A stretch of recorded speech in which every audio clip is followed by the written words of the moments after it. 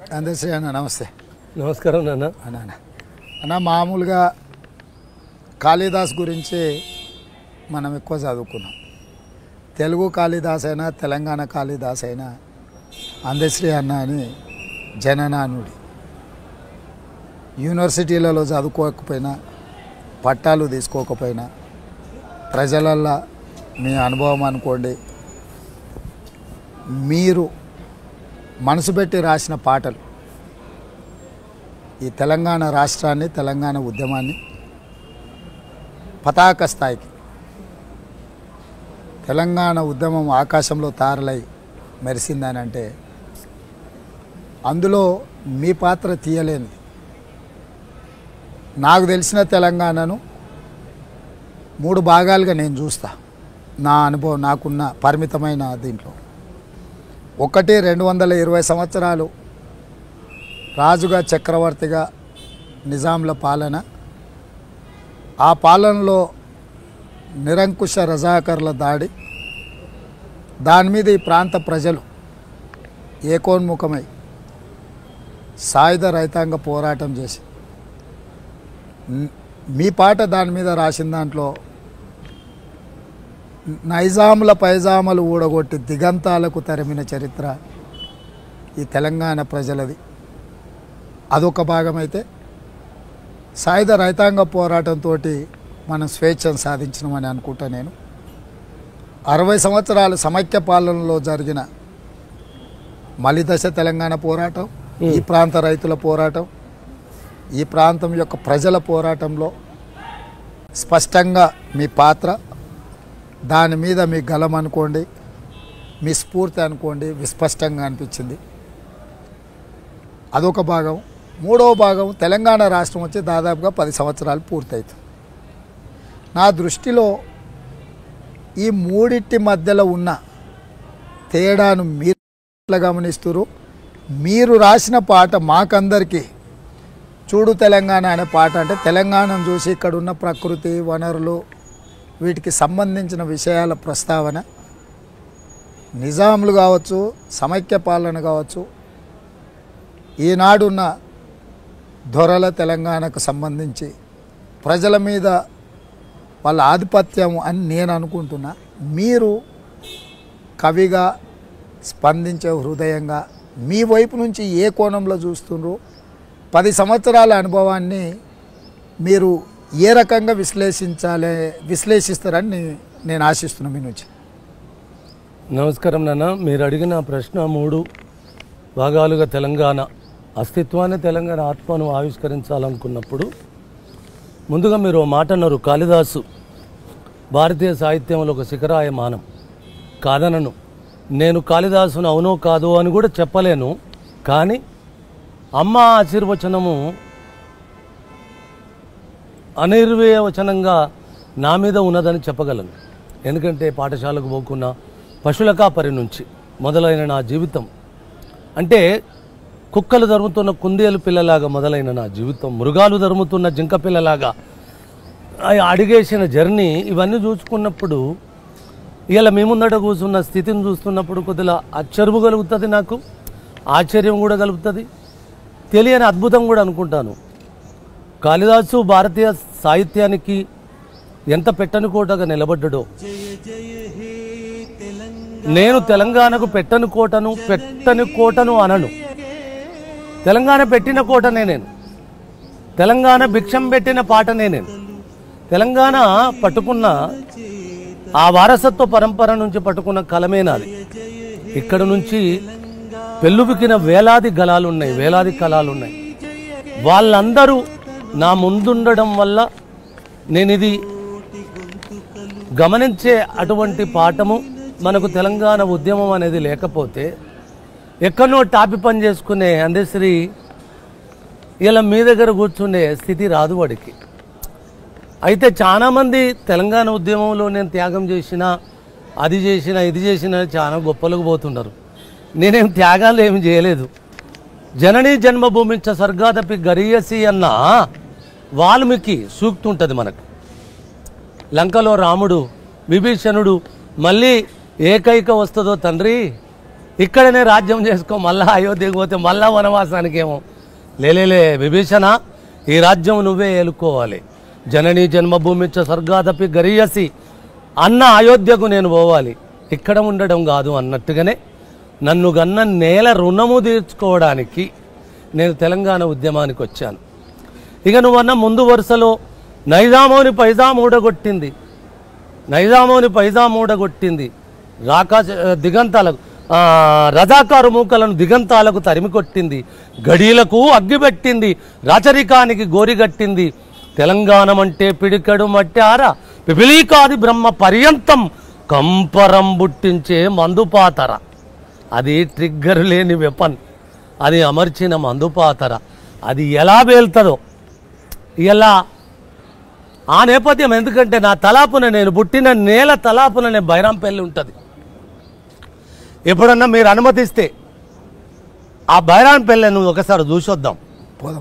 అక్కడనే పుట్టిన, అక్కడనే ఆ గాలి వీచింది అన్నప్పుడు నేను సాయుధ తెలంగాణ పోరాటాన్ని మీ నుంచి నేర్చుకోవడం ఈ సుతపాండిత్యం ద్వారా, అంటే చరిత్ర పుస్తకాలనే కాకుండా సుతపాండిత్యం అంటే మౌఖికంగా వినడము, మౌఖికంగా మెమరీలో ఉండడం. ఆ రీతిగా సాయుధ తెలంగాణ పోరాటాన్ని చదువుకోవడం వీలుపడ్డది. అలాగనే 60 సంవత్సరాల పరాయి పాలనలో నా అమ్మ చెరబడ్డ నేపథ్యాన్ని కూడా చదువుకోవడానికి వీలుపడ్డది. ఇక వచ్చిన అధికారం వచ్చిన 10 ఏళ్ళల్లా ఏమైందో నాకంటే మీకే ఎక్కువ తెలుసు. కానీ ఒక్కటి లీడర్, ఇక్కడ ఒక మాట ఉన్నదన్న, చెప్పు. మేమందరం ప్రత్యక్ష రాజకీయాలలో ఉండడం వల్ల, మేము ప్రత్యర్థి రాజకీయ పార్టీలకు నాయకులు అవ్వడం వల్ల మేము లేవనెత్తుతున్న అంశాలను వాళ్ళు అలవోకగా ఇది రాజకీయ నేపథ్యంతో కూడుకున్న ఆరోపణ, ఇందులో పెద్ద పసలేదు, అద్భుతమైన తెలంగాణను, బంగారు తెలంగాణను మేము నిర్మించినాం, ప్రపంచానికే తెలంగాణ నెంబర్ 1 ఒక మోడల్ అని వాళ్ళు జవాబు చెప్పుకోవడానికి ఉన్నది. కానీ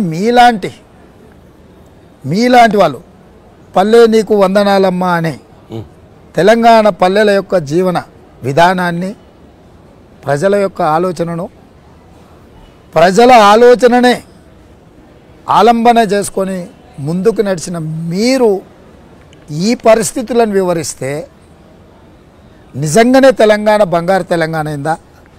నిజంగానే ఈ తెలంగాణలో ప్రజలకు పాలకులు స్వేచ్ఛనిచ్చిండ్రా అనేది తెలుసుకోవాలని, ప్రజలకు తెలవాలనేదే నా ఆలోచన. మంచి మాట నాన్న, మంచి ప్రశ్న. 10 ఏళ్ళల్లా బంగారు తెలంగాణ అని సారు కంగారెత్తి ఇచ్చాడు జనాలను. బంగారం అంటే ఇదివరకే చెప్పాను నేను, బంగారము అనగా అంగడి.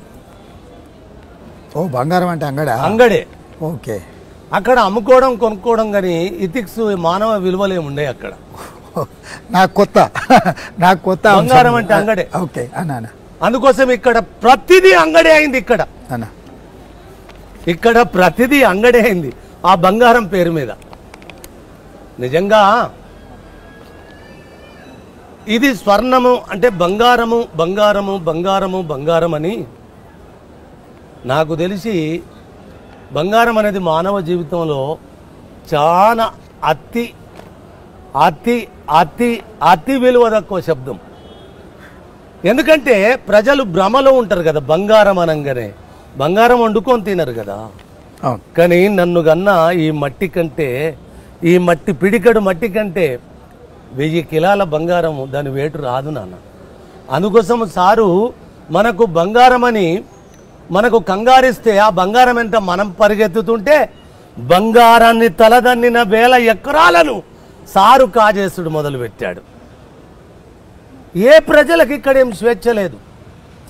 ప్రజాస్వామ్యముతో, ప్రజల రాజ్యముతో, ప్రజల భిక్షతో వచ్చిన అధికారాలు సారు కుటుంబ పాలన అయింది. సారు మాట్లాడిందే వేదమైంది. అక్కడ మనకు మొత్తము 119 నియోజకవర్గాలలో తతిమ్మలు ఇతరులు గెలిచిన విషయాన్ని పక్కన పెడితే, సారు గెలిపించుకున్నోళ్ళు, సారు దగ్గర నిలబడ్డోళ్ళు అందరూ ప్రజల ఓట్లతోటే కదా వీళ్ళ అధికారం వచ్చింది. సారు కూడా అధికార భిక్షం వేసింది ప్రజలే కదా.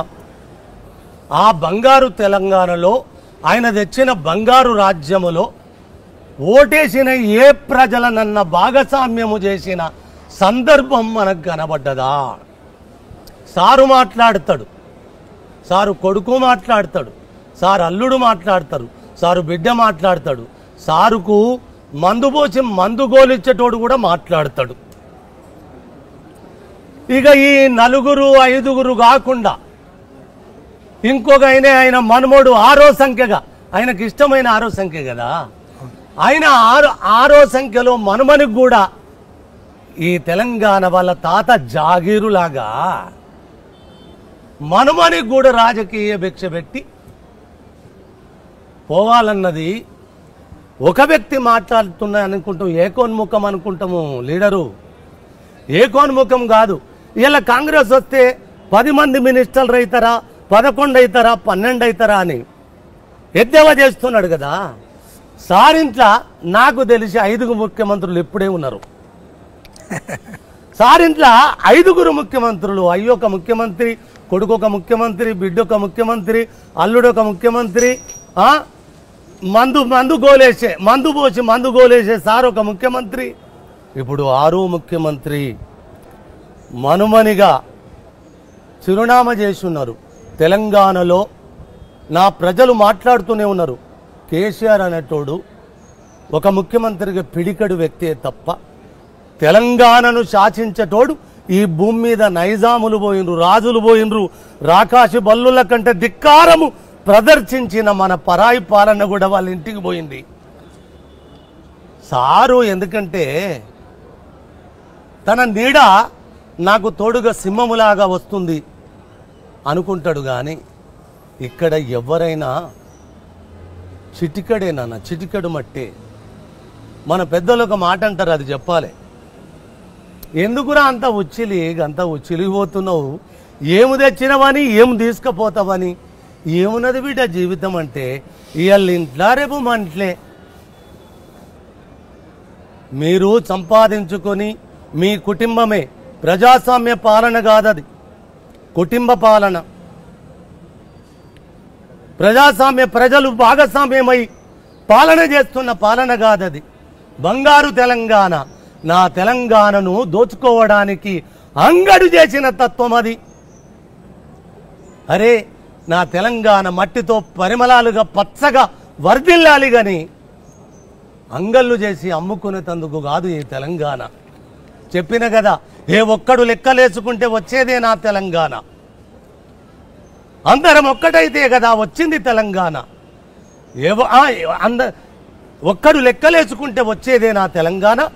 కనుదెరిచిన పశుకూన మొదలు కాటికి కాళ్ళు జాపిన పండు ముసలి వరకు అందరం ఒక్కటైతే కదా వచ్చింది తెలంగాణ. ఏ ఒక్కడిదో కాదు అందరిది తెలంగాణ. ఏలుకోపోండి 5 ఏళ్ళు, కాదంటే 10 ఏళ్ళు, ఎల్లకాలం ఏలడానికి తెలంగాణ. ఎవ్వడి తాత జాగిరు కాదు అని చెప్పిన కదా ఈ నిప్పుల వాగులో. అందుకోసం ఇక్కడ ప్రజల తెలంగాణని పాటవాలుగా చెప్పడమే తప్ప ప్రజాస్వామ్యమని వేదికల మీద కాగితాల మీదనే చెప్పగని ఇక్కడ వ్యక్తి ఆరాధన మొదలైంది, వ్యక్తి పాలన మొదలైంది, వాళ్ళ కుటుంబ పాలన మొదలైంది. కుటుంబమే కాదు తండ్రి, వాళ్ళ కులము కూడా రాజకీయాలు చేస్తుంది. నేను అరకులపోని అన్నాడు సారు, నాకు కులమే పూర్తిగా లేదన్నాడు సారు. రాజకీయాలకు ముఖ్యమంత్రి అయిన తర్వాత కులాలను ఎలా విభజించి పాలిస్తున్నాడు, ఎట్లా కులాలను ఒక కులం విరుద్ధాలకు లోన్ చేస్తున్నాడు. కాబట్టి ప్రజాస్వామ్యం మీరంటే గుర్తొచ్చింది కులాల విషయంలో. ప్రభుత్వ పరంగా ఎస్టీ రిజర్వేషన్లు ఉన్న లంబాడా ఆదివాసీల మధ్య పంచాయతీని పెంచి పోషించి వాళ్ళిద్దరు ఒక దగ్గర కలుసుకోలేని పరిస్థితి కల్పించాడు. ప్రతి కులానికి అదే చేసి ముదిరాజు గంగపుత్రులలా చిచ్చుబెట్టి వాళ్ళను ఒక దగ్గర కూర్చొని మాట్లాడుకోలేని పరిస్థితి కల్పించాడు. అదేవిధంగా ఎస్సీ మాలామాదిగ ఉపకులాలకు సంబంధించిన సమస్యను సామరస్యంగా పాలకులు పిలిచి కూర్చోబెట్టి మాట్లాడి దానికి సరైన పరిపాలన విధానాన్ని సూచించాల్సింది, దాన్ని అట్లనే పెంచి పోషించు. ఇట్లా ప్రతి వర్గాలల్లో ఏదో ఒక రకమైన విభజన తేవడము మనం పుస్తకాలలో చదువుకున్నాం. తెల్లదొరలు విభజించు పాలించు అనే విధానంతో రవి అస్తమించని సామ్రాజ్యాన్ని రాజ్యాలు ఏలిండ్రని మనం చదివినాం. అది చదవడం వరకే. ఈ 10 ఏళ్ళల్లో అయితే మాలాకటోళ్లకు కళ్ళతోని మేము చూస్తున్నాం. ఎందుకు చూస్తుంటేనే ఈ విభజన ఈ రకంగా ఎందుకు ఇట్లా మారుతుంది అనేది. నాకు తెలిసి సారులో ఒక నైజం ఉంటుంది నాన్న. ఎందుకంటే ఏ కులంతోటి కూర్చుండి మాట్లాడితే 10 నిమిషాలల్లా పరిష్కారం అయ్యే లక్షణాన్ని సారు దగ్గర ఎవరొచ్చి కూర్చొని మూగొట్టాలి కనుక సారుకు చెప్పేంత స్థాయి ఎవరికి ఉన్నదని ఆయన భ్రమ. అయినా ఎవరు చెప్పితే ఆయన వింటాడని. ఆయన కోటరి ఇలా ఎంత అగాధం వచ్చింది చెప్పితే కదా నన్ను నా పుస్తక ఆవిష్కరణలో. మళ్ళీ చెప్తున్నా, నా గడుపన అడుగుపెట్టి నా కడుపుల తలబెట్టి నా కాళ్ళకు దండం పెట్టి ఇట్లా ఒడిని బట్టి ఓట్లు బుచ్చమడుక్కునే నీకే గంత ఉంటే అన్ని తానై నిన్ను నడిపిన నా తెలంగాణ జాతికి ఎంత ఉంటుంది సార్? మీరు మర్చిపోవద్దు. ఒకానొక రోజు నీ ఒళ్ళంతా వణికే ఉంటుంది అని చెప్పాను. ఇలా సారు పరిస్థితి ఒళ్ళంతా వణికే. మీరు ఇంత గొప్పగా చేశారు కదా, బంగారు తెలంగాణ చేశారు కదా. బీపామాడ బారేసిన ఆమనేసిన ఆడ బారేసి ఇంటికి పోయి ఇట్లా కాలు మీద కాలేసుకొని తొడలు ఉప్పుడు మెడలు ఉప్పుకుంటూ అట్టనే కూర్చోవచ్చు కదా. మరి ఇంత భయం ఎందుకు వచ్చింది నీ ఒళ్ళులో? ఇంత ఎందుకు కొనుక్కొచ్చింది? కేసీఆర్ అంటే భయమా? అది కాంగ్రెస్ అంటే భయమా? బీజేపీలు అంటే భయమా? లేకపోతే పక్క మా రేవంత్ అంటే భయమా? ఎవరంటే భయం? నీకు అంత భయం వచ్చింది? లేదు, నువ్వు పనికి మాలిన పాలసీల వల్ల నీ తప్పు నీకు ఓట్లొచ్చినప్పుడే తెలిసి వస్తుందా? ఓట్లడుక్కునేటప్పుడు వంగబడి ఓట్లడుక్కునేటప్పుడు ప్రజలు నాకంటే అధిపతులనే జ్ఞానం ఉండదా? అంటే ఆయన ఎప్పుడు మీరు రాసిన పాట మాయమవుతున్నాడమ్మా మనిషి అన్నవాడు అనే పాట కేసీఆర్ వినలేదంటారా? ఆయన వినకుండా కాదు, పాపము ఎనుగుద్ద పాండవ కథ అనేది ఒక కథ ఉన్నది ఇక్కడ. ఈ షో డెఫినెట్ గా చూస్తాడు. ఎందుకంటే చూడాలి, ఈ ఎన్నికలు నెత్తి మీద ఉన్నాయి. ఈ టైంలో అందశ్రీ రేవంత్ రెడ్డి తెలంగాణ అంశాన్ని ప్రస్తావిస్తున్నట్టే గ్యారంటీగా చూస్తాడు. ఆ పాట కొంతైనా వినిపిస్తే ఆయనకి ఏమైనా కనీసం ఏమైనా మార్పు వస్తుందేమో అని నేను అనుకుంటున్నా. అయితే ఒకటి లీడరు, నేను ఒక్క మనవి చేస్తాను ఇక్కడ. నా తల్లిని చెరబట్టనంత కాలం నేను ఎవ్వరికైనా తల వంచి సలాం చేస్తాను. రేపు ఎవరు అధికారంలోకి వచ్చినా కాదు మీరు అధికారంలోకి వస్తే కూడా నా తల్లిని చెరబడితే ఆయనకు పాఠం చెప్తున్నాం ఇవాళ మనం. ఆయనకు ఆల్రెడీ పాఠం వచ్చింది కూడా. ఒళ్ళులో వణుకొచ్చిందంటే పాఠం వచ్చినట్టే. కానీ లోకనానుడు ఒక్కడున్నది కేసీఆర్లో, రాజకీయ నాయకులలో కూడా అది ఉంటుంది. ఇనుగుద్ద పాండవ కథ అని వినడం వదిలిపెట్టడం, వీళ్ళే అన్ని తయారు చేయడాలు, ఈ ద్వంద్వ నీతులు ఉంటాయి వెళతాడు. కాబట్టి నేను మీ ఇంటర్వ్యూలో ఇలా రేవంత్ ఇంట్లో కూర్చున్నా, రేవంత్ ముందట కూర్చున్నా, అరే ఏమి కాంగ్రెస్ వాళ్ళకు పోతున్నాడా ఏంటి తెలంగాణ? కేసీఆర్ అందశ్రీ ఏమై ఎక్కడేం కాడు, తెలంగాణకు కట్టుబడే ఉంటాడు. తెలంగాణ అమ్మ పాదాన సందడి చేసే అందగానే ఉంటాడు.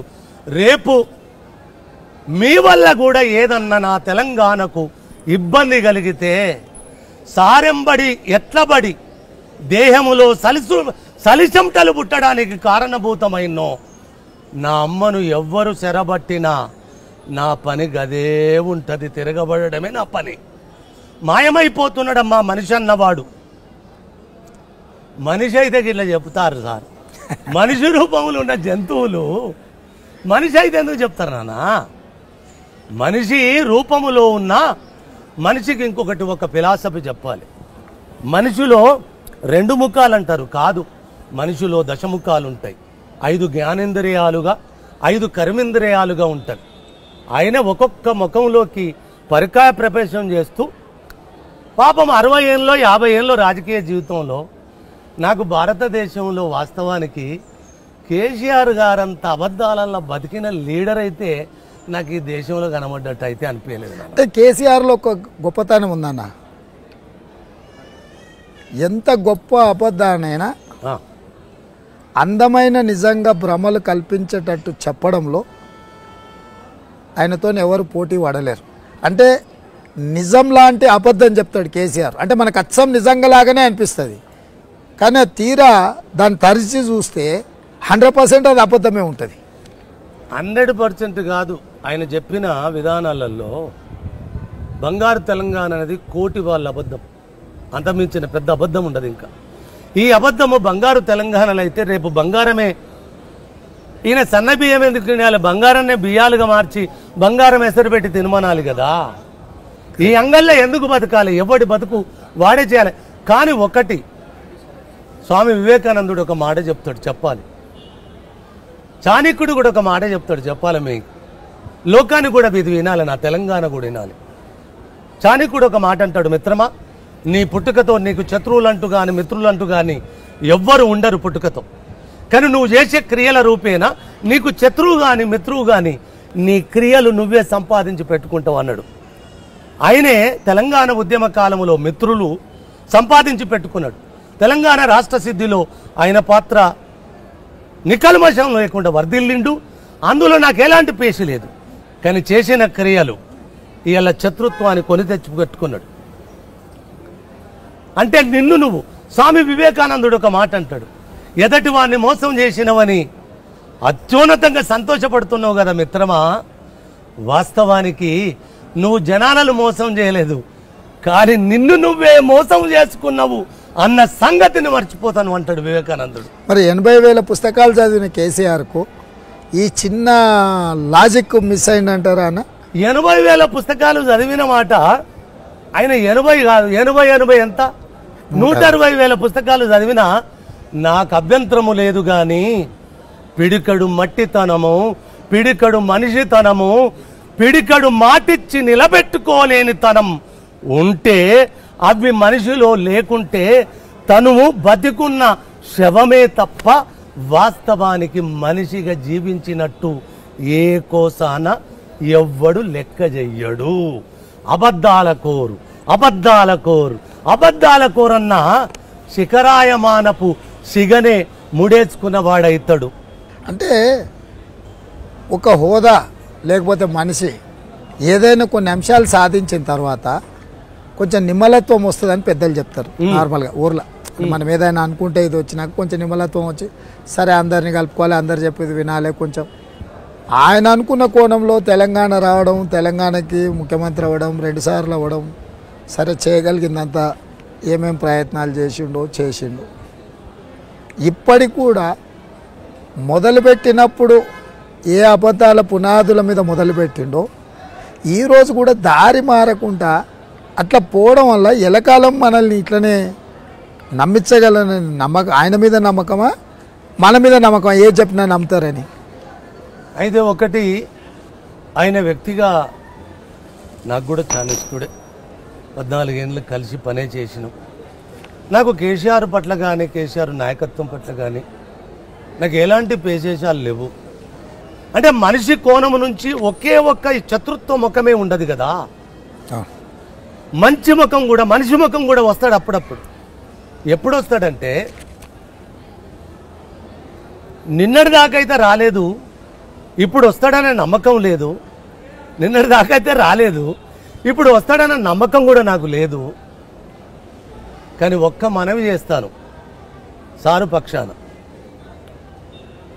వేమన పద్యం ఉంటుంది నాన్న ఒకటి, భూమి నాది అని నా భూమి పక్కున నవ్వు, దానయీనుని చూసి ధనము నవ్వు, కథన భీతును చూసి కాలుండు నవ్వురా, విశ్వదాభిరామ వినురమేమని ఒక పద్యం ఉంటుంది మనకు.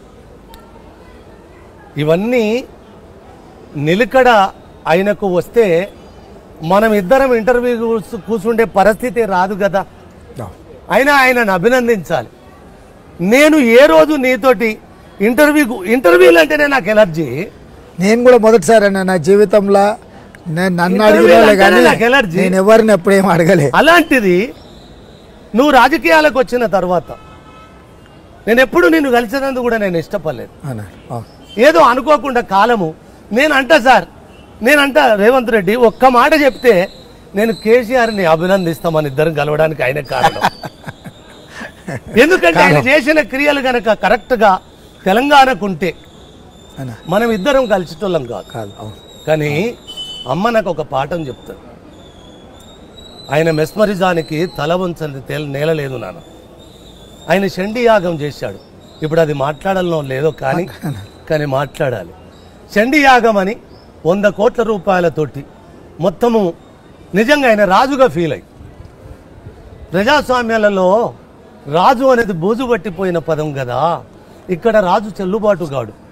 ఎందుకంటే ఆయన అసెంబ్లీలోనే చెప్పిండు, ప్రజలు నాకు కోట్లేసి గెలిపించారు, నేను రాజును, గెలిచిన కాబట్టి నేను రాజును, ఓడిన కాబట్టి మీరు బానిసలు, మీరు అసెంబ్లీలో ప్రతిపక్షాలుగా మాట్లాడడానికే వీల్లేదు, 5 సంవత్సరాలు నా ఇష్టారాజ్యంగా వెళ్తా అని ఆయన అసెంబ్లీలో స్వయంగా ఏం దాచుకోలే, ఆయన బయటికి చెప్తుండే. ఆయన ఆలోచన మీరు అన్నట్టుగానే ఉంది. మంచిదే.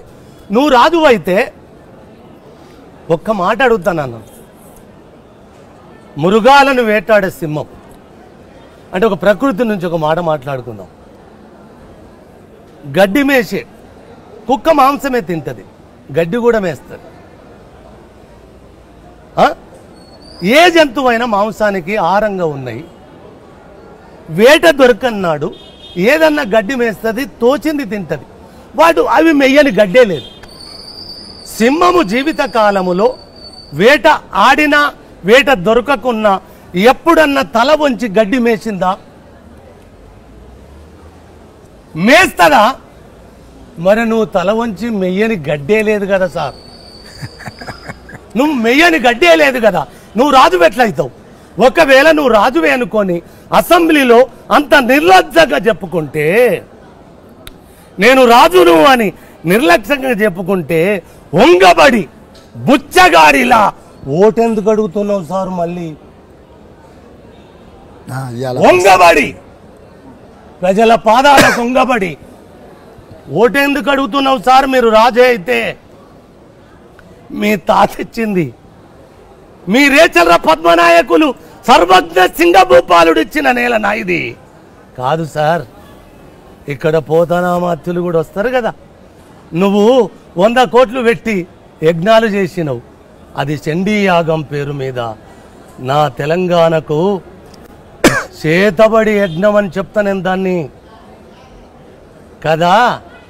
మొత్తము నీకు తుంగపోసల్లాగా తెలంగాణ వంగి మోకరిల్లింది అనుకుంటున్నావు, కానీ ఇయ్యల్ల నువ్వు తల వంచి మల్ల బిచ్చం ఎందుకు అడుగుతున్నావు సార్? దట్ ఈజ్ ప్రజలు. అదే ప్రజాస్వామ్యం అంటే. కాబట్టి మీరు మీ అవసరానికి మీ అధికారానికి మీరెయ్యని బుడుబుక్కల పాత్ర లేదు, మీరు కొట్టని గంట లేదు, మీ అధికారం కోసము మీరు దిగజారని తనమే లేదు. నువ్వు రాజు అనుకుంటే ఓడితే ఓడుతా, గెలుస్తా తల వంచకుండా పోవాలి కదా. మరి తల ఒగ్గి ఓట్లు అడుగుతున్నావు అంటే నువ్వు రాజు కాదు.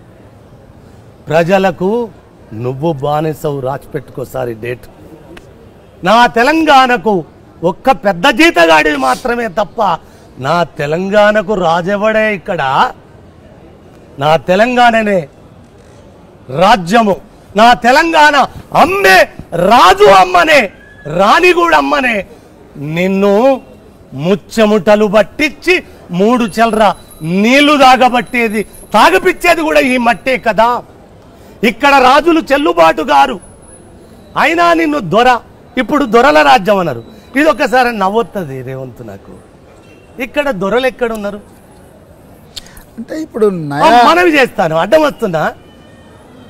మాలోడు, మాదిగోడు, రెడ్డోడు, కాపోడు, బాపనోడు, కమ్మోడు, ఇట్లా సాగలోడు, మంగళోడు అని మాట్లాడుతున్నావు కదా. మరి ఎలుమోడు అనాలి కానీ దొరేందే దరుభాగ్య భావజాలం అది.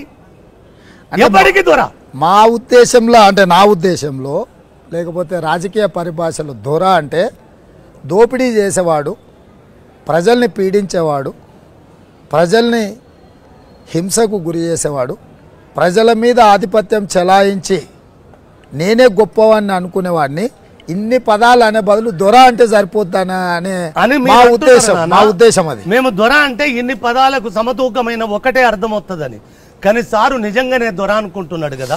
ఓహో, ఆ ప్రమాదం ఉందా? ఆ ప్రమాదం ఉంది కదా. మేము చూస్తున్న కోణం ఒకటి ఉంది, ఆయన అనుకునే కోణం ఒకటి ఉన్నది కదా. ఇక్కడ దొరలు చెల్లుబాటు కాదు. మీ దొరలను గడీలను కూలగొట్టి గడీలను కూలదన్ని శివాలు దాటిచ్చింది నా తెలంగాణ. మీరు ఎల్లగొట్టిన దొరలను, 1000 ఎకరాల భూములను మీరు ధరణి పెట్టి వాళ్లకు పట్టాలుగా చేసి వాళ్లకు పాసుబుక్కులు ఇచ్చి మళ్ళా మీ రాజ్యం మా దొరలది, మా కులానిది, మా కుటుంబానిది అనుకున్న సాప కింద నీరులాగా మీరేం చేస్తున్నారో తెలంగాణ గమనిస్తూనే ఉన్నది, గమనిస్తూనే ఉంటుంది. ప్రతిరోజు ఇప్పుడు మేము ధరణి అనేది వాస్తవంగా ఏందనంటే, భూభారతి అని కాంగ్రెస్ అధికారంలో ఉన్నప్పుడు మాన్యువల్ రికార్డ్స్ ఎక్కువ కాలం అయితే శిథిలావస్థకి చేరుకుంటాయని digitalise, computerise, as it is where it is, అంటే ఎక్కడ ఎలా ఉందో కాస్తు కాలము, కబ్జా కాలము, యజమాని కాలము, అనుభవ కాలము, ఇవన్నీ కూడా పహానీలలో కాస్తులో ఉండే రికార్డును కంప్యూటరైజ్డ్ చేసి నిక్షిప్తం చేస్తే 100,000 ఏళ్ళైనా ఆ రికార్డులు ఉంటాయి అనేది భూభారతి యొక్క ఉద్దేశం. ఆ రోజు దాన్ని కంప్యూటరైజ్ చేయాలని కాంగ్రెస్ పార్టీ పైలట్ ప్రాజెక్ట్ కింద, మీరు పాట నేర్చుకున్న నిజామాబాద్ జిల్లాలనే మీరు ఎక్కువగా నిజామాబాద్ ప్రాంతంతో మీకు అనుబంధం ఉంది, నాకున్న అవగాహన, దాన్నే పైలట్ కింద తీసుకున్నాం. సో దాన్ని ధరణి రూపంలో ఉన్న రికార్డులను అంతా మాయం చేసి నక్సలైట్ ఉద్యమాలలో భూములు వదులుకొని పొలిమేరలు దాటిన దొరలను అందరిని కూడా సాదా పరిణామ కాగితాల మాలాకటోళ్ళ భూములు, ఎక్కువ భూములు ఉన్నోళ్ళు వివిధ కారణాల చేత గ్రామాలలో అమ్ముకొని సాదా కాగితాలు ఊర్లలో ఏముంటుంది అయా భూమి అన్నట్టు ఎవడో పేదోడు వస్తాడు, పైసలు ఇస్తాడు, గొర్రె పిల్లనో మేక పిల్లనో పైసలో వెనకటికి వాళ్ళ దగ్గర ఉన్న తునవో పనమో ఇచ్చారు, మేము కాగితం రాసి ఇచ్చినాం, అయిపోయింది. ఇక పట్నం వచ్చేసారు అనుకో రకరకాలుగా పోయి. ఇప్పుడు సడన్గా పాత రికార్డులన్నీ రావడంతో మొత్తం పాత యజమానులు అందులో కనిపిస్తే 40 ఏళ్ళ నుంచి 50 ఏళ్ళు దున్నుకున్నోడిని ఇవాళ కాస్తు కాలం లేదు, కబ్జా కాలం లేదు, అనుభవ కాలం లేదు, ఇవన్నీ తీసేసింది. దాంతో మళ్ళీ ఇప్పుడు కొత్త పంచాయతీలు వచ్చి మేము పట్నంలో నుండి పైసలు తీసుకుంటున్నాం, ఎవరికో సతకం పెడుతున్నాం, వాడు ఊర్లో పోయి పోలీసులను వాడుతున్నాడు, ఎత్తి బయట వాడేస్తున్నాడు. పేదోడు ఎవరిని చెప్పుకోవాలని అప్లేట్ అథారిటీ లేదు, అందులో కంప్లైంట్ చేయడానికి ఏంది లేదు ధరణిలో. అట్లాంటి దాన్ని ఆ స్థానంలో చాలా పారదర్శకమైన విధానాన్ని తీసుకొస్తామంటే ప్రతి మీటింగ్లో కేసీఆర్ అగో కాంగ్రెస్ వాళ్ళు ధరణి రద్దు చేస్తారంట, ధరణి పోతే మీకు రైతు బంధు రాదు, ధరణి పోతే మీకు రైతు రుణమాఫీ జరగదు. వాస్తవంగా రైతు బంధు మొదలుపెట్టిన 2018లో, ధరణి వచ్చింది 2020లో. రైతు రుణమాఫీ 2004-05లోనే కాంగ్రెస్ ఉన్నప్పుడు చేసింది.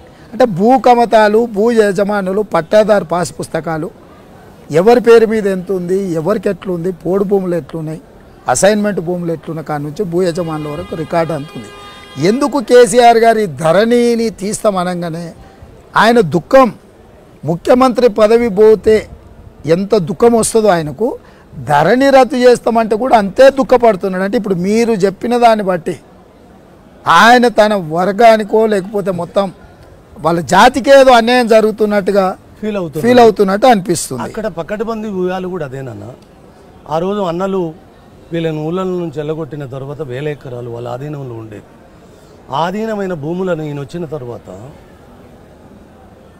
నాకు ఇంకొకటి కూడా నాన్న, ఎక్కడ ఎవరు వచ్చినా భూములనే. నాకు తెలిసి ఎన్టీ రామారావు పటేల్ను పటువారెత్తేసిన ఘటన నుంచి వాళ్ళు కూడా కమ్మలకు లక్షల ఎకరాలు కాజేసింది. ఆ రీతిగా చంద్రబాబు వచ్చిన తర్వాత ఇప్పుడు మనం గిట్టు పశ్చిమాన గిట్టు ఎల్లు పెడితే చూసిన కంప్యూటర్ యుగం ఒక రాజ్యం, కొన్ని కోట్ల రూపాయల భూములను దారాదత్తం చేసేసి ఉచితం కదా. రాజశేఖర రెడ్డి సార్ వచ్చినప్పుడు కూడా జగన్ సారు ఇక్కడ భూములు ఏ రీతిగా లావట్టిండ్రు. కానీ స్వాతంత్ర భారతంలో నాకు తెలిసినానా ఎందరు ముఖ్యమంత్రులు ఎంత దోచిండ్రో నాకు తెలియదు. కానీ ఈ 10 సంవత్సరాల కేసీఆర్ భూమిని చెరబట్టినంతగా నాకు తెలిసి ఏ ముఖ్యమంత్రులు కూడా అంత భూమిని చెరబట్టి ఉండరేమో అనిపిస్తుంది. నాకు మీలాగా చదువుకోలేదు, మీలాగా లెక్కలు రావు, కానీ నా మెదడుకు ఒక లెక్క ఉన్నది కదా. నేను 20 సంవత్సరాలు నీ ఉద్యమంలో సింహభాగంలో వర్క్ చేసిన కదా. నేను పశువుల కాచింది నేల మీదనే కదా. నేను కవిత్వం గడుతున్నది కూడా నేల మీదనే కదా, తిరుగుతున్నది నా ఆస్తి, నా చిరునామా, నా అమ్మ పీఠం కూడా ఈ నేలే కదా, నా తెలంగాణ ఆదిష్టాన భూమికంత భూమే కదా. మరి దాన్ని చెరబట్టినవేంది సార్? నేను అమెరికాలో చెప్పాను రేవంత్ సార్, మీరు ఏలుకోండి, నేను వెనుదిరగొద్దనుకున్నా, మీరు హాయిగా ఏలుకోండి, నేను కలం పట్టొద్దనుకున్నా, నేను వెనుదిరిగేలా చేసిందిరా మీ దరిద్రము. తాత జాగిరులాగా పోతున్నారేందిరా, ఎవ్వనికి వాడే యమునా తీరే అన్నట్టు పోతున్నారు, నా అమ్మను చెరబడుతున్నారు. కొడుకా నేను వెనుదిరిగినప్పుడు మీకు బట్టే దరిద్రమే బడి పట్టదురా. నేను ఆల్రెడీ కలం కూడా పట్టినా వెనుదిరిగిన. ఇప్పటి నుంచి మీ ఏడో సంవత్సరం వచ్చినాడు సారు నీ ఎన్ను పూసలు పల పల పల ఇరుగుతాయి అని అమెరికాలో చెప్పిన. అక్కడ చెప్పిన ఆ 40 నిమిషాల ప్రసంగాన్ని వీళ్ళు సర్వశక్తులు ఒడ్డి అది ఇక్కడ రాకుండా చేశారు. మరి రాసినోన్ని మాటలను నిలువెత్తు గనటోని అయితే ఆపలేదు కదా. నువ్వేం చేస్తున్నావో నాకు తెలియదా, నాకేం పనివే? రాస్తే కవిత్వం రాసుకోవాలి, లేకపోతే నీ రాచరికపు దుర్మార్గాన్ని పసిగట్టాలి. నాకేం పనే, రెండో పనే లేదు. రేపు వచ్చేటోళ్ళు, రేపు అధికారంలోకి వచ్చేటోళ్ళు ఏం చేస్తారా, నా అమ్మను మళ్ళేమన్నా చెరబడతారా అని ఎప్పుడు కావాలి కాని పాత్రే కదా కవిగనాది. కాబట్టి ఇక్కడ ఆయన భూములు భూములు భూములు మొన్న కోకాపేట 100 కోట్ల 75 లక్షలు వచ్చిన్నాడు. ఒక మాట చెప్పిన నాన్న, మీరు అనుమతిస్తే ఇక్కడ చెప్తాను. నువ్వు రైతు కదా సార్, నువ్వు రైతు కదా, రైతుకు భూమి అమ్మకంటే గొప్పదే. ఏ రైతు భూమిని అమ్ముకునేందుకు పెడితే ధర మా అమ్మ నమ్ముకున్నట్టు అల్లాడతాడు వాడు. అరే నీ ఇంట్లో పీనిగల్లా, నువ్వు 100 కోట్లు వస్తున్నాయి, 175 లక్షలు వస్తున్నాయి. అరే పిచ్చోడా, దిక్కుమాలినోడా, రేపు 200 కోట్ల వస్తుంది ఎకరానికి. భూమి నమ్ముదామా, మన అమ్మ నమ్ముదామా? భూమిని నువ్వు అనుకుంటున్నావు, కానీ నాకు మన అమ్మనే తాకట్టు పెడుతున్నావు అని చెప్తా నేను. రేపు ఎవ్వరు అధికారములకు వచ్చి నా అమ్మను చెరబడితే వాడు కొమ్ములు తిరిగినోడు గాని నేను వెనుదిరగడం, వానెంబడి వాడడం నాకేం పనే? కాకెంబడి కర్రెబిడ్డ పట్టట్టు నాకేమన్నా అవసరం ఆవే? మీరు తెచ్చిన కాలువలు 1,00,000 కోట్లు 2 లక్షల కోట్ల పెట్టుబడితోటి మీరు దోయందేంది సార్? భూములేనా సార్ మీరు దోషింది? ఇసుకనెంత దోత్తిర్రా? ఇసుక మీద కోట్ల రూపాయలు గట్టిస్తారా? నువ్వు రైతువా? ఇసుకను తీసిన వాగులు, ఇసుకను కొట్టిన నదులు ఈ నేలకెంత విధ్వంసో తెలుసా? ఒకటా సార్ మీరు కొల్లగొట్టింది? కరీంనగర్ గుట్టలను తినేసిండ్రు సార్. కంకర మిషన్, కచర మిషన్ లాగా కర్ర కర్ర నమిలేస్తున్నారు సారు, భూములను మింగేస్తున్నారు సారు. మీకు ఎదురొచ్చిన వాళ్ళను కూడా ఇసుక లారీలతోటి గుద్ది సంపిస్తున్నారు సార్. తెలంగాణ అంత తొందరగా మర్చిపోదు సార్. మీ దరిద్రం ఏంది అంటే అమ్మను చెరబట్టిన రొమ్ము పాలను కూడా అమ్ముకునేందుకు సిద్ధమైనారా? మీకు పాలిచ్చిన అమ్మ రొమ్ము పాలను, రొమ్ములను కూడా తాకట్ట పెట్టండి. హిరణ్యకశపుని రొమ్ము చీల్చినట్టు నరసింహస్వామి ఈ నేల చెరబట్టినోని రొమ్మును చీల్చది. మట్టికి అంత శక్తి ఉన్నది. నేను ఉట్టిగా మీ ప్రసంగాల కోసమో మీ కెమెరాలు చూసినందుకో చెప్తలేను, మీ బతుకున్న కాలజ్ఞానం చెప్తున్నాను. ఏంటిది మీరు దొయ్యంది ఏందయ్యా? మీరు చెరబట్టండి తెలంగాణ నేల మీద పిడికడు మట్టి పవిత్రంగా ఉంచారా? అరే పాపాత్ముల పాదం పడితే కూడా ఈ పుణ్యభూమి అపవిత్రమవుతుందనే ఒక నానుడుంది. ఏందిరా మీరు దొక్కుతున్నది? కొంగలు నారుమడిని కొంగలు దొక్కినట్టు చేసిర్రు. నారుమడిని కొంగలు దొక్కిన నారుమడి ఏమన్నా నారొత్తదా, నాటేస్తామా? ఇగో మీ ప్రగతి గది. సినిమా పోస్టర్ రాజకీయాలు ఎక్కడ చూసినా పచ్చగానే. మేము వచ్చిన తర్వాత ఒక్కొక్కడు అంటాడు, మానేరు మీ అయ్య కట్టిందా, మంజిర మీ అయ్య తెచ్చిందా,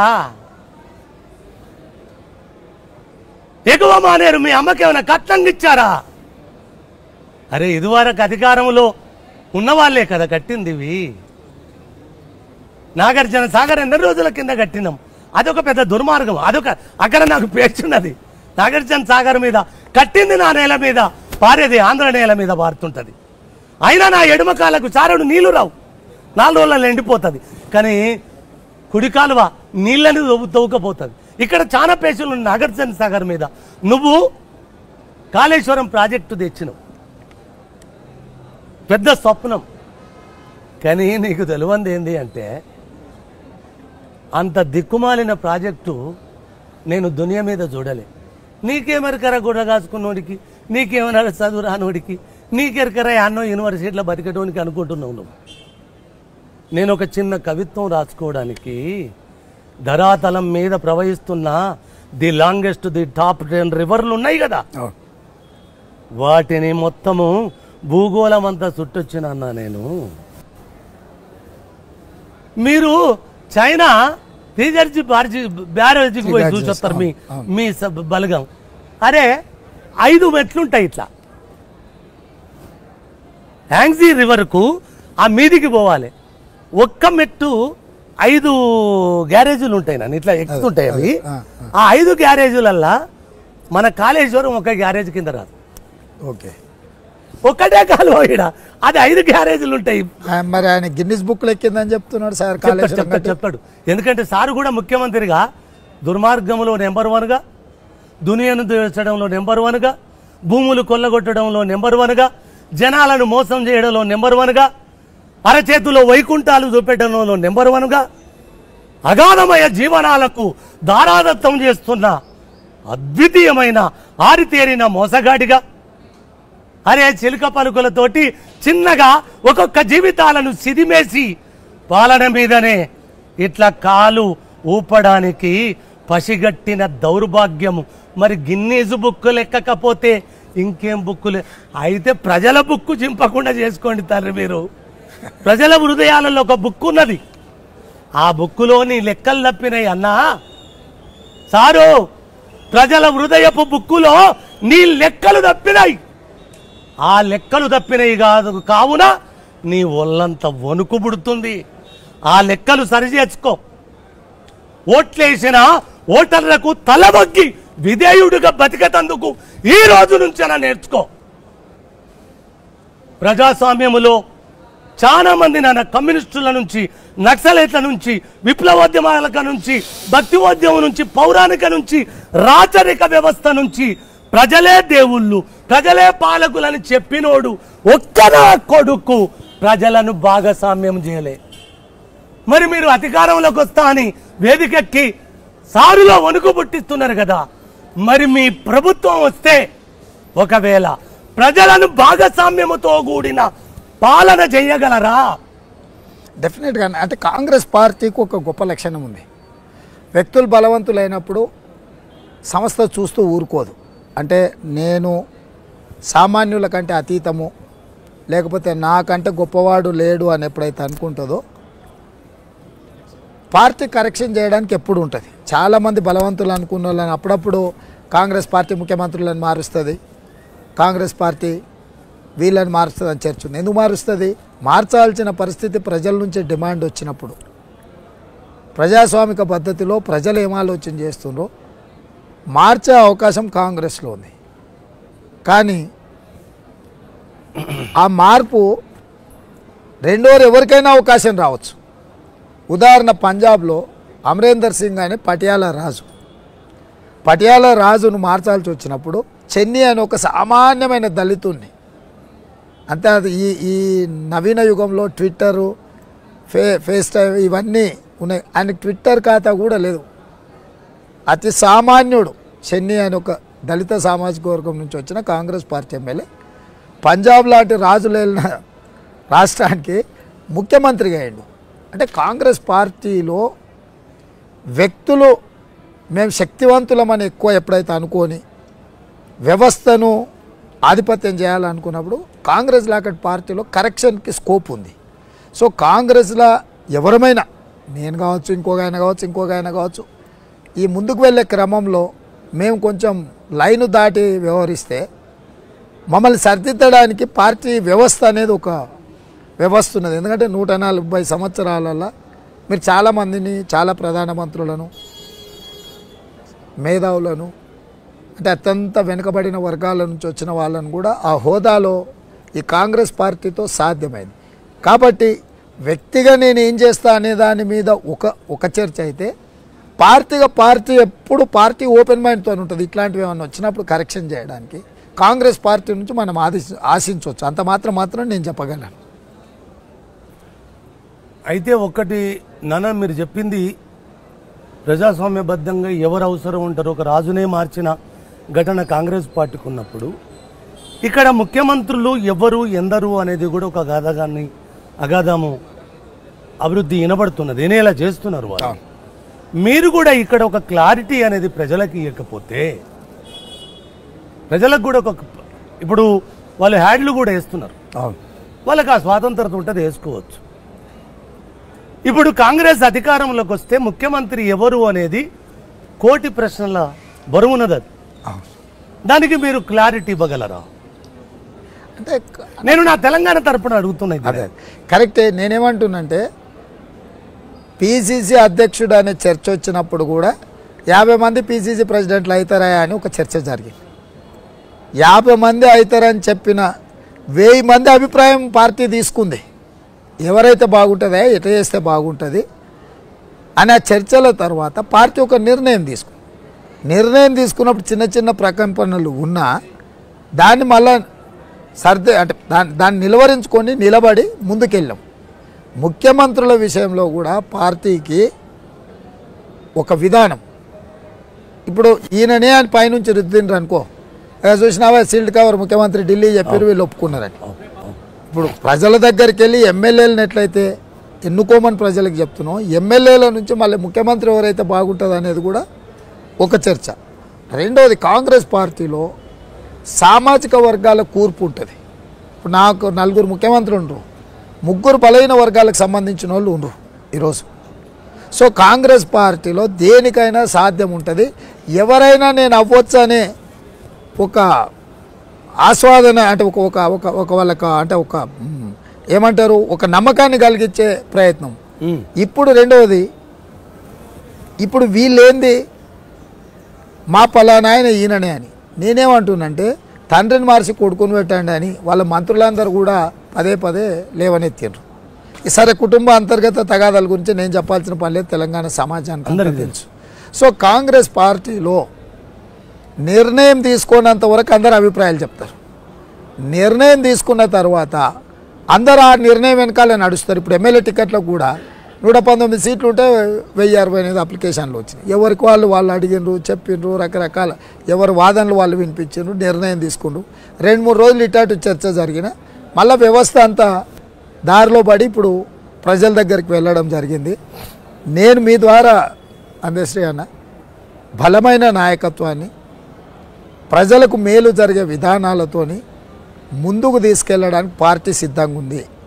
నేను ఒక్క మాట, నాకున్న అనుభవంలో ఈ దేశంలో చాలా రాష్ట్రాలు వివిధ సందర్భాలలో ఏర్పడ్డాయి. ఆ ఏర్పడిన రాష్ట్రాలకు గాంధీ కుటుంబానికి బలమైన అనుబంధం, కుటుంబ బంధం లేదు.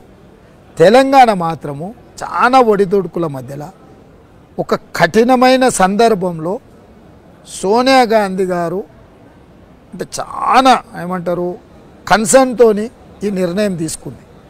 సో ఆ కుటుంబం పదే ఏ రాష్ట్రంలో మాట్లాడిన అంశాలు సోనియా గాంధీ గారైనా, రాహుల్ గాంధీ గారైనా, ప్రియాంక గాంధీ గారైనా, ఈ తెలంగాణ ప్రజలతో మా బంధము ఇది కుటుంబ బంధం. ఇది రాజకీయపరమైన అనుబంధం కాదు. మాకు రాజకీయాలు కావాలంటే చాలా రాష్ట్రాలు ఉన్నాయి, గెలుస్తాం, ఓడతాము. తెలంగాణతో మాకు ప్రత్యేక అనుబంధం ఉంది. ఎందుకంటే ఇక్కడ పోరాటాలు, ఇక్కడ ప్రజలు, ఇక్కడ ఆకాంక్షలు, వీటన్నిటిని దృష్టిలో పెట్టుకొని ప్రజల కోసమే నిర్ణయం తీసుకున్నామంటే రాజకీయంగా నష్టం ఏమైనా జరగనీగాక, అధికారం కూలిపోనీగాక, కేంద్ర ప్రభుత్వం పడిపోనీగాక, ఆంధ్రప్రదేశ్లో పార్టీ పునాదులతో సహా కదిలిపోనీగాక, ఈ ప్రజల యొక్క పోరాటంలో నిజాయితీ ఉంది. చరిత్రలో అత్యంత కీలకమైన సందర్భంలో సోనియా గాంధీ గారు ఎవరి పక్కన నిలబడ్డారంటే ధర్మం పక్కన నిలబడ్డము అనే ఏకైక ఆలోచనతోని ఆ కుటుంబం ఈ తెలంగాణ రాష్ట్రాన్ని ఇచ్చింది. ఈరోజు కూడా వాళ్ళు ఈ తెలంగాణలో ఏ తప్పు జరిగినా, ఏ తప్పు జరగడానికి అవకాశం ఉన్నా ఒక్క క్షణం కూడా ఆలోచన చెయ్యరు. 175 సీట్లున్న 13 జిల్లాలనే రాజకీయంగా వదులుకోవడానికి సిద్ధపడి తెలంగాణ రాష్ట్రం ఇచ్చారు. తెలంగాణ ఒక వ్యక్తిని వదులుకోవడానికి లేకపోతే ఒకరిద్దరు తప్పులు చేసేటోళ్లను పక్కన పెట్టడానికి ఆ కుటుంబం అసలు ఒక్క నిమిషం కూడా ఆలోచన చేయదు. నేను 100% మీకు భరోసా ఇస్తున్నాను. ఆ కుటుంబం ఈ తెలంగాణ పట్ల వాళ్ళకున్న కన్సర్న్స్ అది అంటే మనం మాటల్లో చెప్పడానికి కానీ లేకపోతే కొలిసి చూపించడానికి కానీ దానికి అంతస్తులు లేవు. సో 100% తెలంగాణ ప్రజలకు ఆ కుటుంబము ఆ కుటుంబ బంధాన్ని ఎవ్వరు కాదనలేరు. కాబట్టి ఇక్కడ ప్రజలకు అన్యాయం జరుగుద్దన్న ఆలోచనను కూడా వాళ్ళు సహించరు. మంచిదేనన్నా. అయితే ఒక్క మనవి, ఒక చిన్న ప్రశ్నే. 100 సంవత్సరాలు దాటిన కాంగ్రెస్ పార్టీ చెయ్యని పదవులు లేవు, ఇయ్యని సంపదలు లేవు, చాలా చేసిండ్రు. ఎవరొచ్చి మేమే ఇస్తున్నాం అంటారు. కానీ కోట్లాది ప్రజల ఓట్ల భిక్షను మీరు అడుక్కుంటున్నప్పుడు వాళ్ళకు విధేయులుగా ఉండాలనా వద్దా? అదొకటి. 2, మీరు ముఖ్యమంత్రిగా ఎవరు తెలంగాణకు మీరు అధికారంలోకి వస్తే ఎవరు వస్తారు అనేది పక్కన పెడితే, నిజంగా అధినాయకత్వానికి కట్టుబడి ఉన్నప్పుడు మీ పార్టీలో అక్కడోడు ఆ ముఖ్యమంత్రి అని ఎందుకు మాట్లాడతారా? అంటే అది వేరే అర్థం వస్తుంది.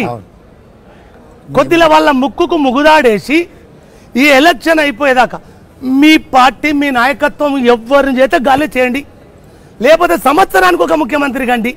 ఈ దౌర్భాగ్యపు ఒక్కడే ఏలడం కంటే నాకేం అభ్యంతరం లేదు. కానీ ప్రజలను కళ్ళల్లో పెట్టుకొని కడుపులో దాచుకొని చూసే పాలన రావాలి కదా, అది కావాలని కోరుకుంటున్నారు. నాకు ఇంకొకటి కూడా నాన్న, సంక్షేమ పథకాల వల్ల అన్నార్థులకు ఆ పూటకు లేనోళ్లకు గడవడానికి ఎంతో కొంత ఊతమిస్తుంది ఆ సంక్షేమ పథకాలు. కానీ ఈ ఉచితాల వల్ల రేపు ఏం చేయదలుచుకున్నారు రాష్ట్రాన్ని? అటు సారు కానీ వస్తే మీరు కానీ ఈ ఉచితాల వల్ల సంక్షేమ పథకాలు తీసుకురండి. సంక్షేమ పథకాలు వస్తే పేదవాళ్లకు ఏదో రీతిగా ఊపిరినిస్తాయి.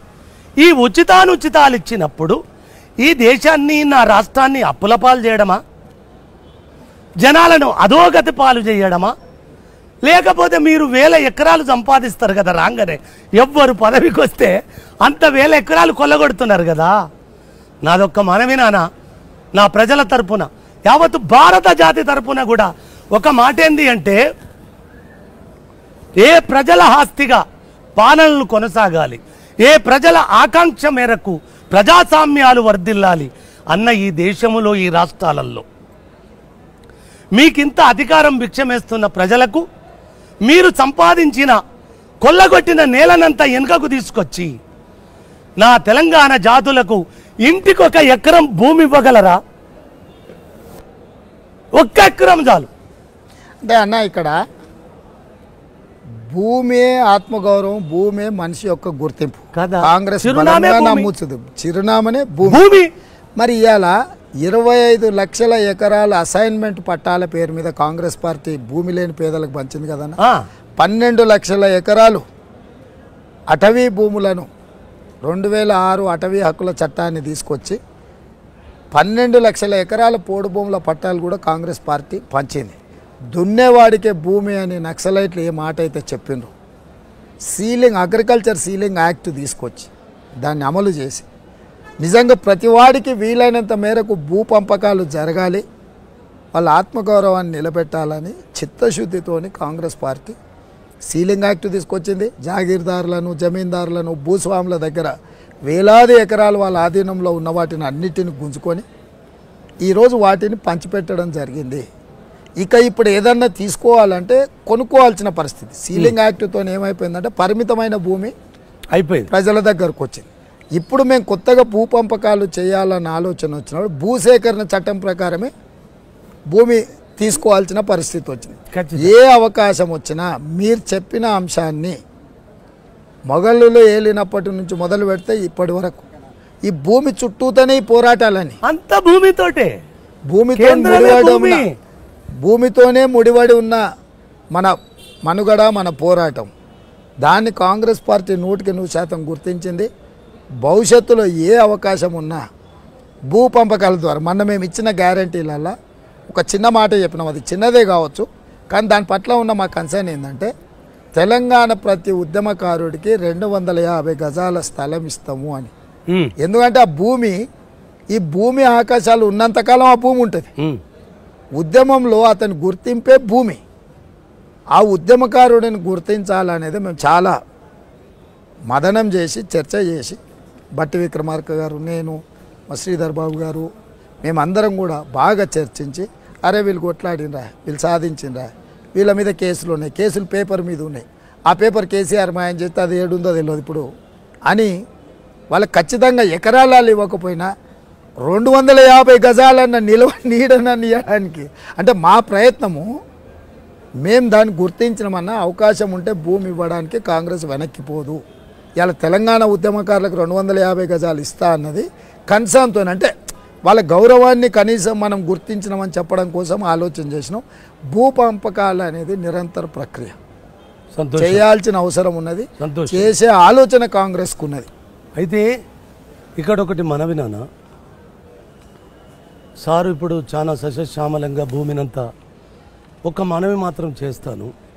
కాళేశ్వరం అనేది ఇన్ని కోట్లతోటి జమ చేసిన కాళేశ్వరము 1000 సంవత్సరాల కింద రేచల రుద్రుడు కాకతీయ సామ్రాజ్యంలో రామప్ప ఆలయాన్ని నిర్మాణం చేస్తాడు. ఇక్కడ రేచల వాళ్ళ ఇద్దరు ఉన్నారు. రేచల పద్మనాయకులు యలమలు ఉన్నారు, రేచల రుద్రుడు రెడ్డి.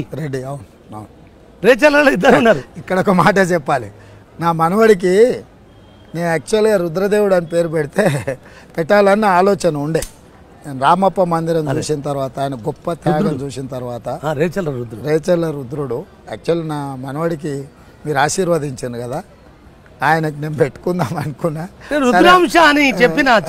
అదే అయితే తల్లిదండ్రులు ఏంటంటే లేదు మోడర్న్గా పేరు లేదు అని ఆలోచించారు. కానీ నేనైతే ఇప్పటికి కూడా, ఎందుకంటే రుద్రమదేవి తండ్రిని యాదవరాజులు చిన్నగా ఉన్నప్పుడే యుద్ధం చేసి ఓడించి తీసుకొని పోయి బంధించి పెట్టుకుంటే రుద్రదేవుడు యాదవరాజులతో యుద్ధం చేసి ఓడించి ఇడిపించుకొని వచ్చి ఆ చిన్న పిల్లవాడిని సింహాసనం మీద కూర్చోబెట్టి 70 సంవత్సరాలు వాళ్ళ రాజ్యాన్ని వాళ్ళనే పెట్టేయలేడు. ఈ కాలంలో ఇంచు జగా కూడా మన చేతిలో కొత్త పక్కోనికి వాడు. అయితే నువ్వు కాకతీయులను తెచ్చినావు కాబట్టి రేవంత్ ఒక మనవి చేస్తాను. వీళ్ళు అది నిర్మాణం చేసిండ్రు, ఇది కాళేశ్వరం కాడికి వచ్చి ఇడికి వస్తా, మీకు సమయం ఉన్నదో లేదు. పర్లేదండి. 1200 అంటే 12 శతాబ్దములో కట్టిన రామప్ప 1000 సంవత్సరాలు వర్ధిల్లింది. ఎన్ని భూకంపాలు వచ్చినా అది పునాది లేని దాని మీద కడితే రామప్ప ప్రపంచం తలదిప్పి చూసేలా ఇవాళ అది పెద్ద వరల్డ్ పర్యాటక కేంద్రంగా గుర్తించబడ్డది కదా. ఒరే దిక్కుమాలిన కట్టకము నిన్నగాక మొన్న కడితే నీ దరిద్రం కాకపోతే నేను మేడిగడ్డ గుంగడం మూడిగా ఇసుక మీద కట్టిన ఇసుక కదిలింది, మేడిగడ్డ గుంగింది అంటున్నా. నాకైతే అది ఎంత అర్థం కాల. ఇంకొకటి కూడా, అది కూడా కాళేశ్వరం కూడా పెద్ద దుర్మార్గం ఏంటంటే, కాళేశ్వరము పక్కనున్న వరంగల్లుకు కానీ తెస్తున్న కరీంనగర్ నేల నుంచి కానీ ఒక్క 10 ఫీట్ల కాలువ దవ్వలేదే ఇతర భూములు వారించేందుకు. ఓన్లీ కాళేశ్వరం నుంచి కొండపోచమ్మ వరకు ఒక్కడి ఎన్ని వందల కిలోమీటర్లు అని చెప్పలేదు. 246 కిలోమీటర్లు ఉంటుంది నాన్న కాలువ. మీరు ఇంటర్నెట్ చూసుకుంటే తెలుస్తుంది. 246 కిలోమీటర్లు వచ్చిన కాలువ. ముఖ్యమంత్రి నువ్వు చాలా తెలివి కల్లోడు కదా, కాళేశ్వరం అందరి కళ్ళల్లా కారం కొట్టిన అనుకున్నావు. వాస్తవాన్ని నీ కళ్ళల్లో నువ్వే కారం కొట్టుకున్నావు. కానీ కాళేశ్వరం అనే ప్రాజెక్టు ఒక్క సిద్దిపేట జిల్లాకేనా? కొండపోచమ్మ, మల్లన్న సాగర్, కొండపోచమ్మ, మల్లన్న సాగరే ఉన్నది నీ లెక్కల. కొండపోచమ్మ ఎందుకు వచ్చింది సార్? ఫామ్ హౌస్ కోసం. నీ ఫామ్ హౌస్ భూగర్భ జలాల కోసం. ఇంత దుర్మార్గం ఉంటుందా సార్? ముఖ్యమంత్రి అయితే నీకు 33 జిల్లాలు కదా సార్ కావాల్సినవి, మరి సిద్దిపేట జిల్లాకే. మరి ఇంకొకటి కూడా చెప్తున్నా, చెరువులు కుంటలు మత్తళ్ళు దుంకుతున్నాయి, మత్తళ్ళు బారుతున్నాయి, అలుగులు బారుతున్నాయి అన్న ఒక్క చెరువు అన్న వేసిర్రా సార్? కొత్తదైతే ఉన్న దాంట్లో నల్లమట్టి అమ్ముకున్నారు, నల్లమట్టి అమ్ముకున్నారు, కుంటలన్నీ కబ్జాలు చేసుకున్నారు. మీరు ఒక్క చెరువు ఎత్తే కూలుతుంది, మీరు ఒక కాలేజీ కడితే కాళేశ్వరం కడితే అది కూలుతుంది. మొత్తం కాకతీయుల గొలుసు కట్టు చెరువుల కోసం ఒక్కరోజు ఆ రాజ్యం కోసం నివాళులు ఇయ్యరు కదయ్యా మీరు. మేము కట్టినాం, మేము తెచ్చినాము, మేము కట్టినాం, మీరేనా? ఓట్లు ప్రజలు భిక్షమెత్తే కదనయ్యా మీరు అన్ని తెచ్చింది. ఏమైనా పాట దీంట్లో ఏమైనా చెప్పగలరా అన్న దీని మీద? ఎప్పుడన్నా చూద్దాం, ఇప్పుడు కాదు, అదే ఎప్పుడైనా ఖచ్చితంగా. ప్రజలకి ఆల్రెడీ నేను ఇక్కడ ఇందులో ఒకటి ఉన్నది, ఒక చిన్న చెప్పుతాను. ఇది ఈ నిప్పుల వాగులో సారు మీదనే సారు ఏం చేసిండో దాన్ని పటమేశాను. ఏందిరా ఏందిరా తెలంగాణము, ఎలమూగబోయింది జనగానము, ఏందిరా ఏందిరా తెలంగాణము, యముల పాలవుతుంది మాగానము. ఎప్పుడు రాసిన రేవంత్ ఇది? ఆయన ఎక్కిన 15 రోజుల నుంచి. ఓకే, ఆయన పదవి కాలం ఎట్లా పొడిగెళ్తుందో ఇది అట్లా రాసుకుంటూ వచ్చిన. రాష్ట్రం వస్తే కుక్కలా కావాలంటానని మక్కువతో పలికిన మాటలు ఏమైపోయాయి? అధికారమునకొచ్చి అహంకారం అది ఎచ్చి పొంకనాలకు పోయి రంకెలేసుడి ఏంది? ప్రజలను తన పార్టీ నేతలను కుక్కలుగా తలబోసి తన చుట్టూ తింపుకోవడం ఏంది? వినరయ్య తన రాసుకొన్నట్టి ఘనచరిత భూములను మింగేసే భూతాల పాలనిది. ఏందిరా తెలంగాణము, ఎలమూగబోయింది జనగానము. ఇక్కడ మొత్తం సారు పాలన, ఇక్కడ సారమంతా సారాంశం అంతా వీడు ఒక్కటి చెప్తానన్నా, నాకు ఇంకొకటి అడిగిన తర్వాత ఇది చెప్తాను లాస్ట్. అన్నిటికంటే బలమైంది ప్రజానికం ఎంత ప్రమాణమైందో తెలంగాణలో విద్యార్థి లోకం నాన్న. ఆ విద్యార్థి లోకం కోసం మీరిచ్చే అభయమేంది? 2 నాన్న, విద్యార్థులు అత్యంత నష్టపోయిన వాళ్ళ దానిలో విద్యార్థులు తెలంగాణ సారు పాలనలో. నిన్న ఆ దిక్కుమాలినోడు మేనిఫెస్టోలో కూడా విద్యార్థి పలుకెత్తిన పాపాన బోలే, వాళ్ళ పేరెత్తిన పాపాన బోలే. ఇంకో భయానకమైన వ్యాధి 1500 ఉన్న గ్రామములో, 1500 కుటుంబాలున్న గ్రామములో 2 వైన్ షాపులు, 10-16 బెల్ట్ షాపులు. దానితో నా తెలంగాణ పసికందులు చస్తున్నారు తండ్రి. దానితో నా తెలంగాణ రాష్ట్రం ముండమోస్తుందయ్యా. మీరు అధికారములకు వస్తే అదృష్టం కొద్దీ అధికారములోకి మీరు వస్తే ఈ సారా షీపులిక్కరు బెల్టు షాపుల నేపథ్యము ఈ విద్యార్థి జీవనాల కోసం మీరిచ్చే అభయమేంది?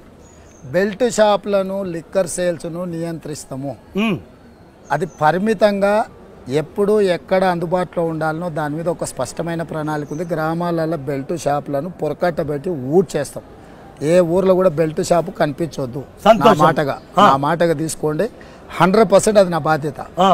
రెండవది, ప్రభుత్వంలో ఉన్న కొలువులు 2 లక్షలు సంవత్సరం తిరిగే లోపల మేము రిక్రూట్మెంట్ క్యాలెండర్ ఇచ్చినాం. గవర్నమెంట్ ఉద్యోగాలు ఒక కోణం. తర్వాత ప్రతి సంవత్సరం వచ్చే ఖాళీలను కూడా యూపీఎస్సీ తరహాలో ఖాళీలను భర్తీ చేసేది రెండవది.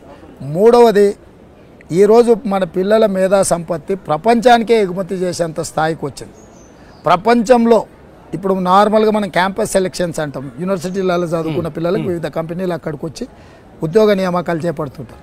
ఇట్లనే ప్రపంచ దేశాలలో ఉన్న ఉద్యోగ ఉపాధి అవకాశాలను ప్రభుత్వం నుంచే నెగోషియేట్ చేసి ఆయా దేశాలలో ఉండే అవకాశాలను ప్రభుత్వమే తీసుకొని ఇక్కడ విద్యార్థులకు చెప్పి విద్యార్థులలో నైపుణ్యతను పెంచి, అందుకే ప్రగతి భవన్కు నేను ప్రగతి భవన్ తీసేసి డాక్టర్ బాబాసాహెబ్ అంబేద్కర్ ప్రజా దర్బార్ ప్రజాభవన్ అని పెట్టి అందులో దీనికి సంబంధించిన మొత్తం ఒక మినిస్ట్రీ, ఒక ప్రభుత్వంలో ఒక వ్యవస్థ అనేది తెచ్చి ప్రపంచంలో ఉండే అన్ని అవకాశాలను వీళ్ళని అందుబాటులోకి తీసుకొచ్చి ఈ నిరుద్యోగ సమస్యను శాశ్వతంగా నిర్మూలించడానికి 100% కృషి చేస్తాం. ఎందుకంటే తెలంగాణలో ఇవాళ తెలంగాణ పబ్లిక్ సర్వీస్ కమిషన్ దగ్గర 30 లక్షల మంది నిరుద్యోగులు నమోదు చేసుకోరు. ఇది చదువుకున్న వాళ్ళు. చదువుకోని వాళ్ళు ఇంకొక 20 లక్షల మంది. చదువుకున్న వాళ్ళు అంటే 10th ఇంటర్ పాస్ అయి ఫెయిల్ అయిన సెమీ స్కిల్డ్ లేబర్ అంటే వాళ్లకు పని నైపుణ్యాన్ని, వృత్తి నైపుణ్యాన్ని నేర్పించడం ద్వారా వాళ్ళు స్వయంగా బతికే అవకాశాలు కల్పించడానికి కోసం ప్రత్యేకమైన ప్రణాళిక పెట్టుకొని వాళ్ళని ముందుకు నడిపించి వాళ్ళకు ఆదర్శంగా నిలబడి వాళ్ళ ద్వారా ప్రపంచానికి అవసరమైన జ్ఞానాన్ని నైపుణ్యాన్ని పంచాలన్నదే కాంగ్రెస్ పార్టీ నా సొంతంగా కూడా నాకున్న ఆలోచన. మీరు ఇంత సమయం ఇచ్చి ఈ సమయంలో ప్లీజ్.